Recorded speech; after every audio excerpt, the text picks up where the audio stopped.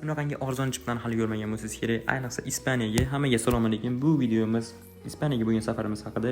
Birinchi bo'lib Germaniyadan poyezdda aeroportga qarab yo'l oldik va aeroportda samolyotga chiqib Ispaniyaga 2 soat davomida uchib Ispaniyaga yetib bordik va do'stlarim bilan birgalikda yotoqxonaga yo'l oldik. Allaqachon kech tushib bo'lgan edi. Shuning uchun biz qornimiz ham och bo'lgani uchun tezroq yurishga harakat qildik. Ispaniya ko'chalari ajoyib edi va bizning birinchi kunimiz yaxshi kayfiyatda boshlandi. Yotoqxonaga borganimizda xursand bo'ldik, chunki bu puliga ancha arzirdi, chunki arzonga olgandik. Yotoqxonani ko'rishingiz mumkin. Keyin oshxonaga borib ovqatlandik, doner bilan Pepsi oldik. Ispaniya ko'chalarini ozgina aylangandan so'ng muzqaymoq yedik va yotoqxonaga qaytib dam oldik va ertasi kuni safarimizni yana boshladik.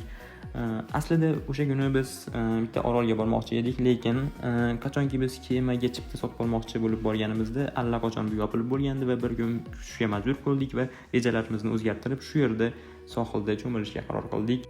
Lekin dengizning manzarasini ko'rishingiz mumkin. Bu yer ham chiroyli edi va bu yerdan keyin boshqa shaharchaga borishga qaror qildik. Va boshqa shaharchaga borgandan keyin tushlikka Ispaniyadan shunaqangi pizzaga o'xshagan narsa olib yedik. Ta'mi zo'r ekan, lekin ko'ylar bilan zo'r ketar ekan.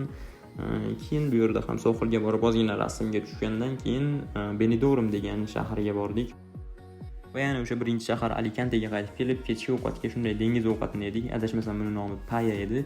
Bu Ispaniyaga bo'lgan safarimizning birinchi qismi edi va ikkinchi qismida xudo xolasa narxlarni va boshqa sarguzashtlarni aytib o'tamiz. Bizning kanalimizni yo'qotib qo'ymaslik uchun obuna bo'lib qo'ying va like bosishni unutmang.